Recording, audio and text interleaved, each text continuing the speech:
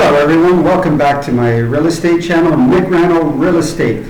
Today I'm going to discuss with you the market conditions for the month of October, and then I'm going to give you some market stats, and then finally I'm going to leave you with some final thoughts about where I think the real estate market is at this particular point in time. So let's go over some real estate stats and let's get started. All right, so average price for the month of October was 1.125928 versus, say, September, which was 1.119428. So there was a slight increase there of about 0.5%. Not a lot to talk about, but again, just a small little increase there.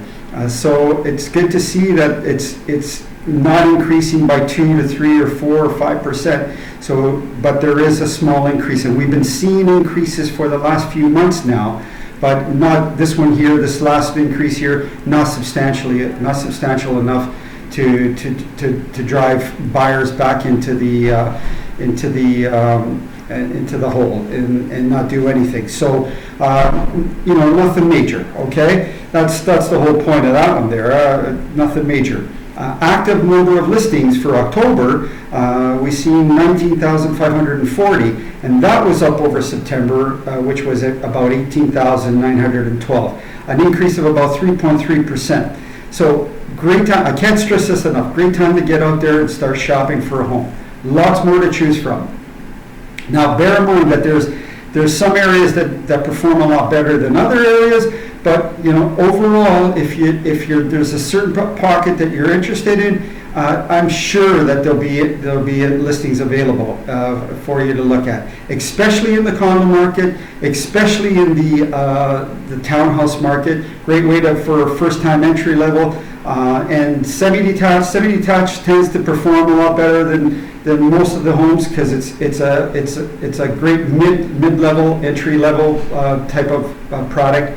But the detached market, wow, that's really, I'm telling you, get out there and start looking at detached if you think you can afford the detached market, especially in the luxury market sector. They're coming down, okay? So active listings, lots more to choose from. Days on the market. So we've seen a slight increase in days on the market for October, a couple of days, 32 days versus, say, October or September, versus September, which was 30 days. So a couple of days increase there. Here again, in this average days on the market, bear in mind here that there's some areas, again, that are performing much better. So if we look at certain pockets in the GTA, there are some areas that do extremely well, and there may not be a home out there that suits certain buyers. So when that home does come available, it's generally put on the market and held back from offers made available to that buyer, or to any buyer for that matter. And these homes sell quickly. They'll sell 6-7 days, and it'll probably go into a bidding war or a multiple offer situation. And generally, they'll sell over asking price. So there are situations where homes are selling much faster than the average days on the market, which is 30 to 32 days on the market. So, get out there, start looking, feel around, see what's going on. If there's something out there that makes sense, yeah, go for it. Write your best deal. That's what's going on out there. And I'm going to talk a little bit more about why this is the best market now. All right, so months of inventory. Months of inventory for October. This is the amount of inventory that's available in the marketplace now. 4.2 months of inventory versus, say, September, 4.1. So not a huge difference, an additional 0.1 months worth of inventory. So I've always said this, okay, that if you start seeing 4 to 5 months worth of inventory in the marketplace, then you're getting close to a buyer's market. If not, you're already in a buyer's market. I think right now we're there. We're in a buyer's market in some instances, in certain pockets or certain marketplaces, micro marketplaces. We're already in a buyer's market.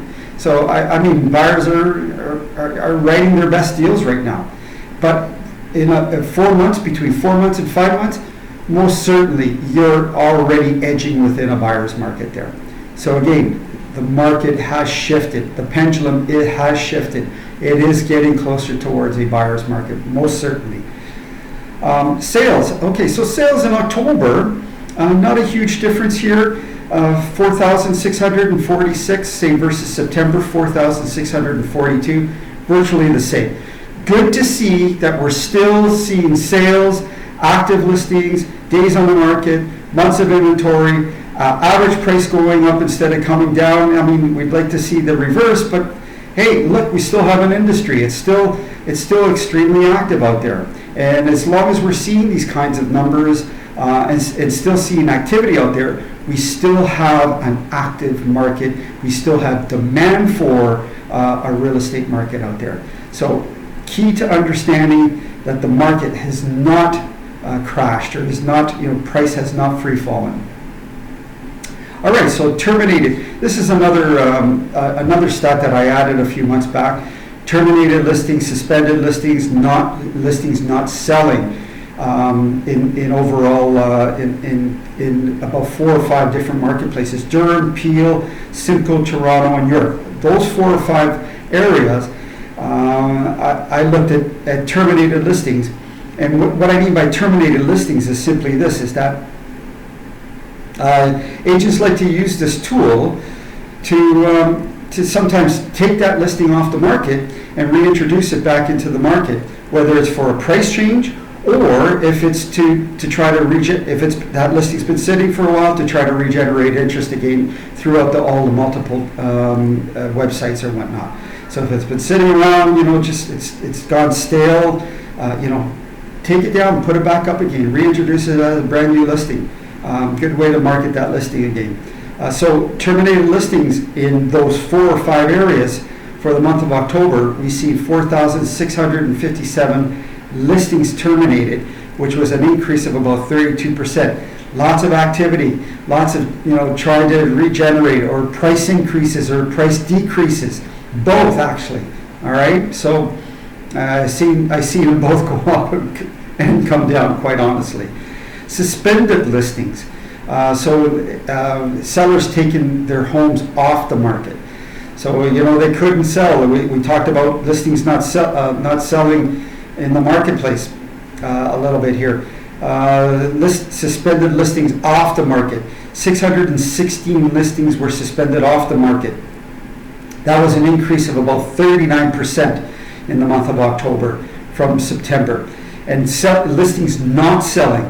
76% of the listings did not sell in the month of October, say versus September, which was 75%. So we're seeing a lot of sellers looking at the marketplace and saying, "Oh my God! I mean, I at least this is what I'm hearing anyway. I can't get what I want for my house. I don't want to sell it anymore." Well, yeah, the market has changed. Although you're seeing average price going up, it may not necessarily reflect in your area. So yeah, there's more listings coming on the market, and it's putting pressure on your area. So yeah, it's taking more time to sell homes in the marketplace because there's more listings. So yeah, there's more months of inventory. All these things are having an effect on average pricing, and it filters down into the areas. But some homes do better than others. Certain products that are not out there, and then they come available, boom, it's gone in 2, 3, 4, 5 days. It's a weird market. So you have to be on top of it. You have to be set, ready to go. So I hope that helped you understand.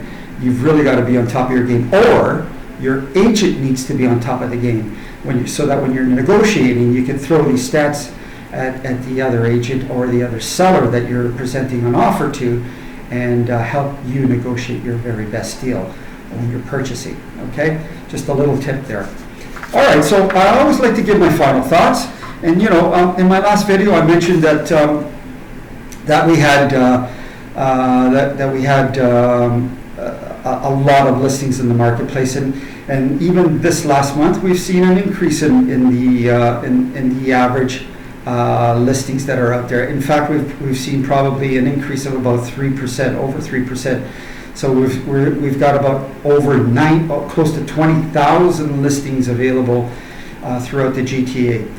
So again, that's about a 3% increase, giving you more choice.